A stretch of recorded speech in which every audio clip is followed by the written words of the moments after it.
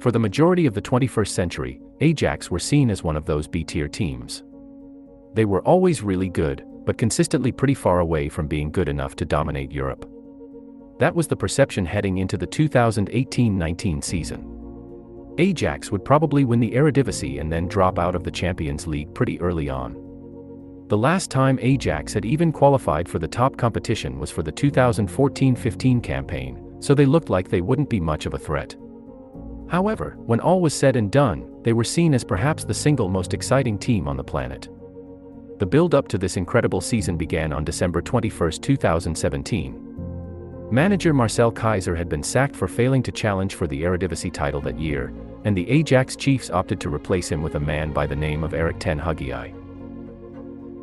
Ten Hag had emerged as one of Dutch football's most exciting managers, but he still had a long way to go to prove he was good enough to lead one of the Eridivisie's top sides. His side lost just 2 games across the remainder of the 17-18 season, but that wasn't enough to stop PSV Eindhoven from winning the title. Improvements were needed. Now with the chance to sculpt the team in his own image, Ten Hag embarked on what many felt was an underwhelming shopping spree. They spent big money on both Daley Blind and Dusan Tadic in the summer for 2018, which many felt was a mistake. However, Ten Hag did not agree, and boy was he proved right. He created a brand new tactic. One which played up to the club's links with iconic Dutch forward Johan Cruyff, who was all about possession, speed, and systematic dominance. He wanted to overwhelm his opponents. In goal, you had the trusted Andre Onana.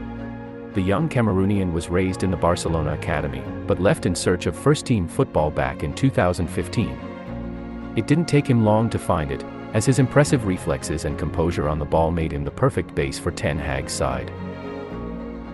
In front of Onana was the centre-back pairing of blind and exciting youngster Matthijs de Ligt.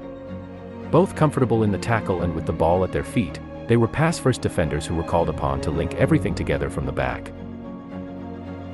Next up was base of Ajax's midfield, which was made up of the experienced Lasse Schöne and the mesmeric Frenkie de Jong, whose importance to the team will be discussed later. As attacking midfielders, David Neres, Donny van de Beek and Hakim Ziyech were given free roam of the field, and they combined with Tadic further forward. However, the thing which made Ajax so brilliant was their system. The intention was to create diamonds all over the field, so as to increase their passing options at all angles. They would invite pressure on their 2 centre-backs, but both Blind and de Ligt were more than comfortable dealing with that. They would use their passing vision to find a midfielder. It was usually de Jong, whose job was to float between the lines and pick up possession wherever it was needed. You'd see him at centre-back and you'd see him at centre-forward if required. The midfielder brought his stunning ability to drift into space, so he always found himself available for a pass. It was de Jong's job to pull the strings, and his refusal to lose his composure made him a superstar in this role. De Jong would look to get the ball to one of Ajax's 4 attackers, and he could do so because of their flawless understanding of Ten Hag's system. Playing as a centre-forward, Tadic was perhaps the most important cog in the Ajax machine. He would drift into space deep in midfield, dragging defenders around with him, and that would create space for inside forwards like Hakim Ziyech and David Neres.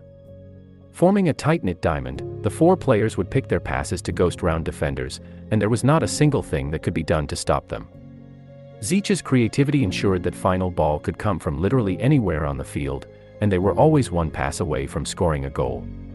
Cruyff's Barcelona side of the 1990s did something very similar, and it resulted in unprecedented success. In Ten Hag's Ajax, every player understood the system perfectly, meaning they could do just about anything they wanted on the pitch. During the group stage of the Champions League, Ajax remained unbeaten in a group which also featured Bayern Munich. In fact, they battled to 1-1 and 3-3 draws against the Bundesliga giants, and they certainly deserved each result. They created excellent chances and knew how to take them, and they attracted interest from fans across Europe by doing so. There was a real intrigue about what they were doing. However, the bubble looked to have burst as they were drawn against defending champions Real Madrid in the last 16. Los Blancos picked up a 2-1 win at the Johan Cruyff Arena in the first leg, and it all looked to be over. Ajax weren't given a copy of the script, and rocked up to the Santiago Bernabéu to produce one of the most stunning performances in European history. They cantered to a 4-1 victory thanks to goals from Zeech, Nuz, Tadic and Schoen.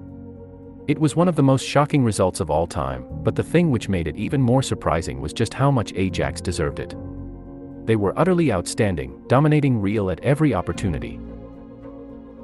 The magic surely had to stop in the quarterfinal, where they met Juventus.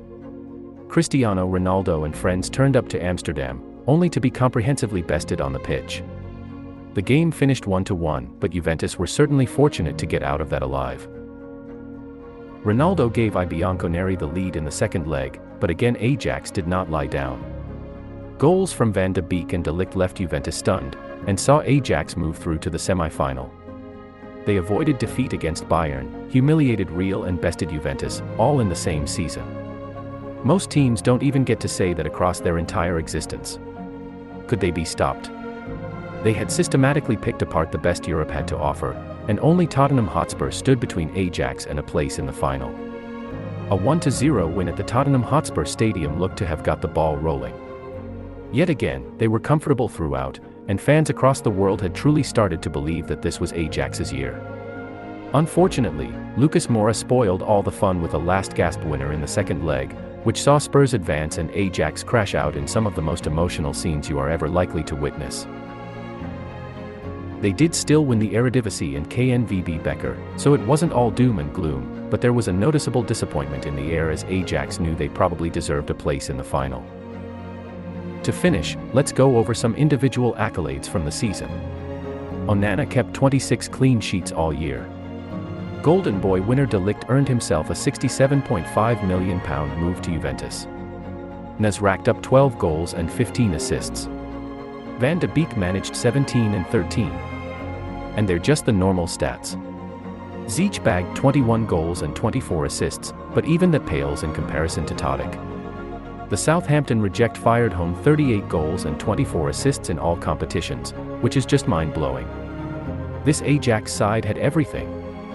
Led by a passionate manager with a frightening understanding of tactics, Ajax were full of hyper-talented, enthusiastic stars in the making, all of whom wanted to leave their mark on European football. It's safe to say, mission accomplished.